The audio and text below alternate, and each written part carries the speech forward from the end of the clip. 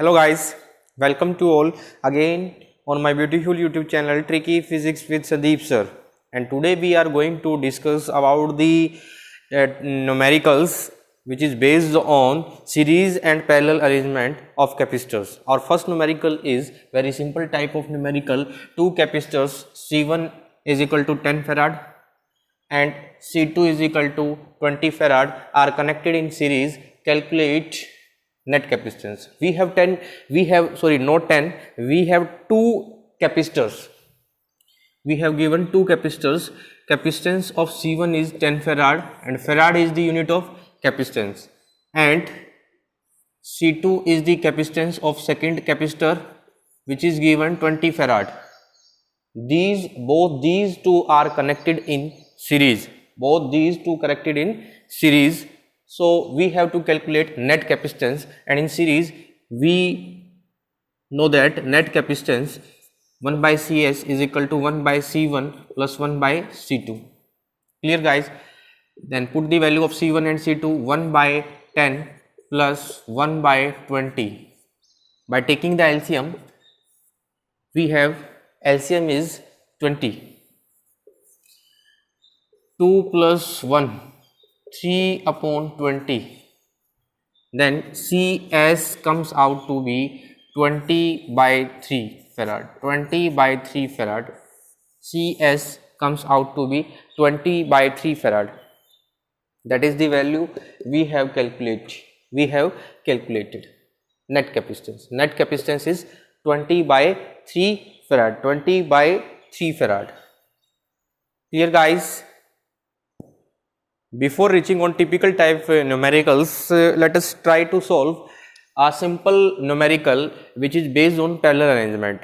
So we have two capacitors, C1 is 10 farad and C2 is 20 farad are connected in parallel. So find net capacitance in parallel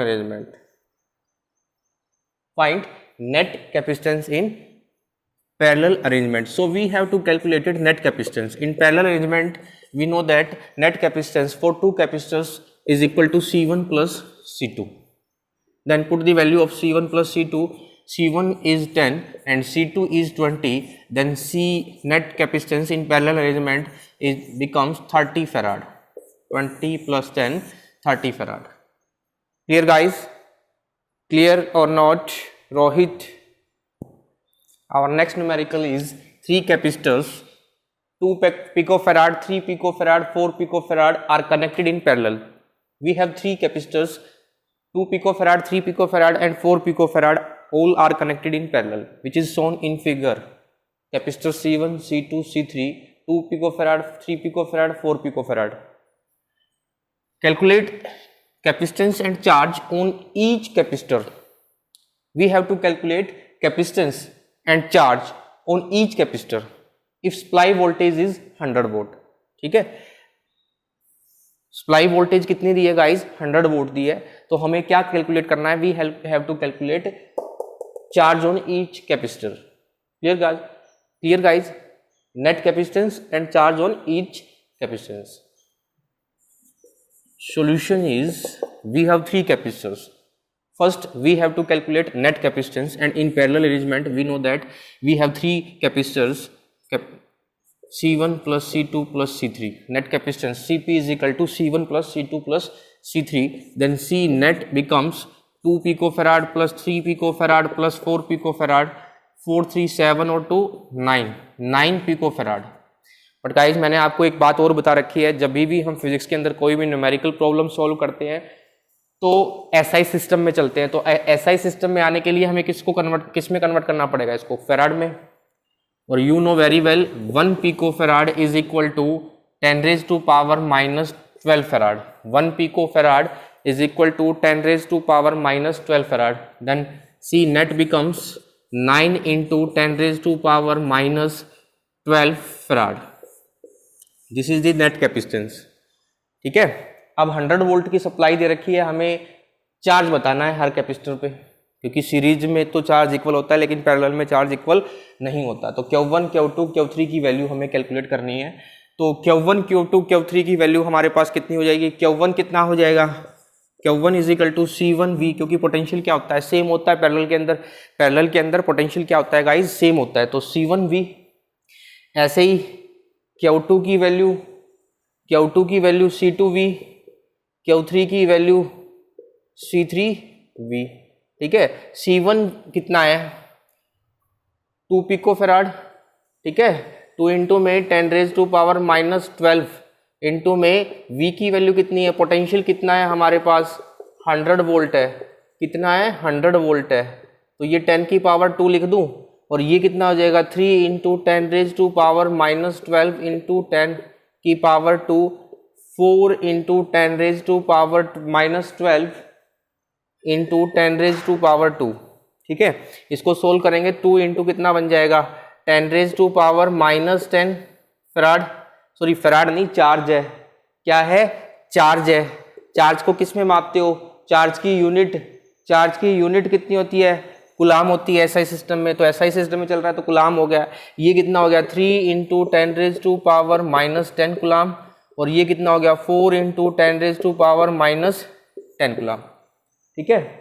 तो इस तरह से हमने हर capacitor पे charge निकाल दिया। इसके ऊपर कितना चार्ज है, Q1 की वैल्यू कितनी है 2 इंटू 10⁻⁻10 कुलाम, इसकी ऊपर कितना चार्ज है Q2 कितना है 3 इंटू 10⁻⁻10 कुलाम, इसके ऊपर कितना है 4 इंटू 10⁻⁻10 कुलाम गाइस, ठीक है। इस तरह से सोल्व होंगे इस तरह के न्यूमेरिकल्स, ठीक है गाइस। हमारा नेक्स्ट न्यूमेरिकल है, हमें ये फिगर दी गई है, ठीक है, दिस इज A, ठीक है, this is C, this point is D and this point is B। This capacitor is of 20 microfarad, this is of 20 microfarad, this is also of 20 microfarad guys. Here guys, we have to calculate the value of C। हमें क्या निकालना है, इस capacitor के ऊपर जो capacitance की value है वो निकालनी है, वो C है, तो C की वैल्यू फाइंड आउट करनी है हमें इक्विवेलेंट कैपेसिटेंस दे रखा है, combination between A and B। C A B की वैल्यू दे रखी है 30 माइक्रोफेराड। वैसे तो मैंने बोल रखा है फिजिक्स के अंदर जो भी न्यूमेरिकल सोल्व करो तो न्यूमेरिकल सोल्व करने से पहले एसआई सिस्टम में कन्वर्ट कर लो, लेकिन यहाँ जो है एसआई सिस्टम में कन्वर्ट अभी मत करो, रिक्वायरमेंट होगी तो हम बाद में कर लेंगे, ठीक है। ऐसे चल रहा है तो चलने दो काम। तो देखो यहाँ जो है ये तीनों के तीनों किस में है, पैरेलल में है, नेट कैपेसिटेंस निकाल सकते हो। तो मैं क्या निकाल सकता हूँ CDB, ठीक है, DB, ये क्या है तीनों पैरेलल में है।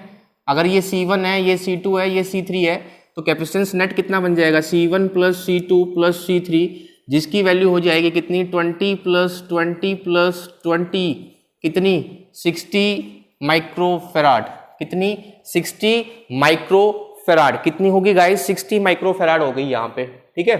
तो सिचुएशन ये बन गई अब A, this point A, this is capacitance C, this point is D, और ये बन गया आपके पास this point B।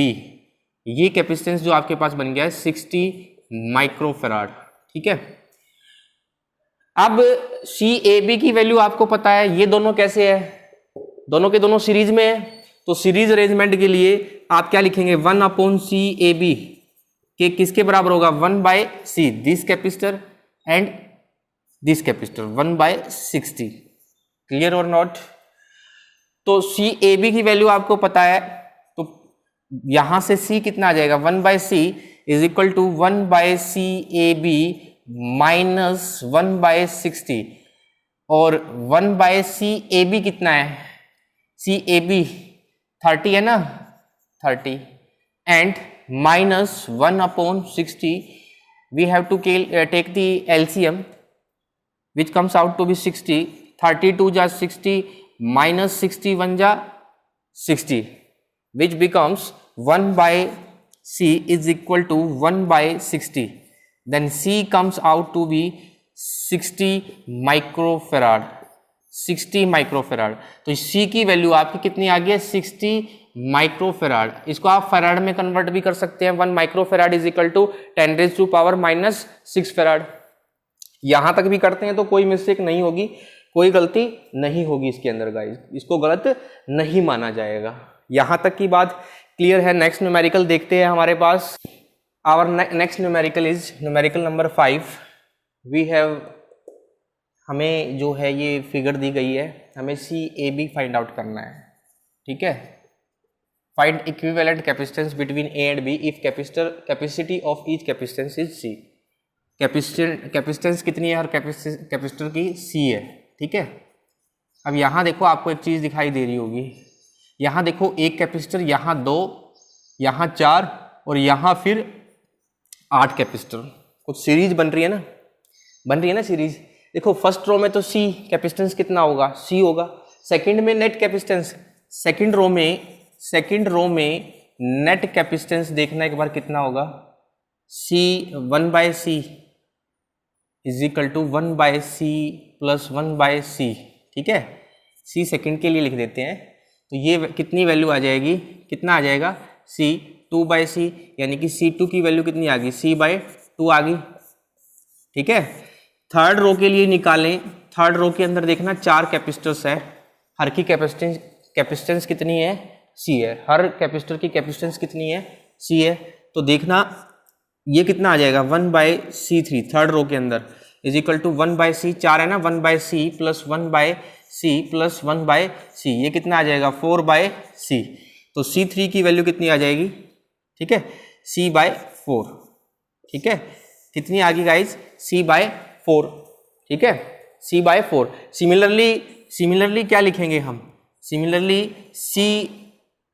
Fourth row के लिए निकालें तो हमारे पास कितनी आ जाएगी, C/8 लिख सकते हैं, C/8 लिख सकते हैं, ठीक है। और ये जो फिगर है अब इसको हम कैसे ड्रॉ कर सकते हैं, ये जो फिगर है देखना इसको, ये C बन जाएगा आपका, फिर ये कितना बन गया आपका सेकंड रो के अंदर, C/2 कैपेसिटेंस बन गया इसका, C/2 कैपेसिटेंस बन गया आपका, ठीक है। नेक्स्ट रो में कितना बन गया, C/4, उसके बाद नेक्स्ट में कितना बन गया, C/8, ठीक है। और आपको क्या निकालना है, CAB निकालना है, ठीक है।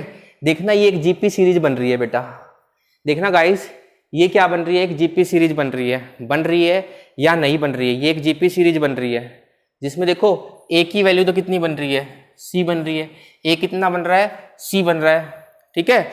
R कितना बन रहा है, 1/2 बन रहा है, R देखना कितना बन रहा है, ये एक GP सीरीज बन रही है।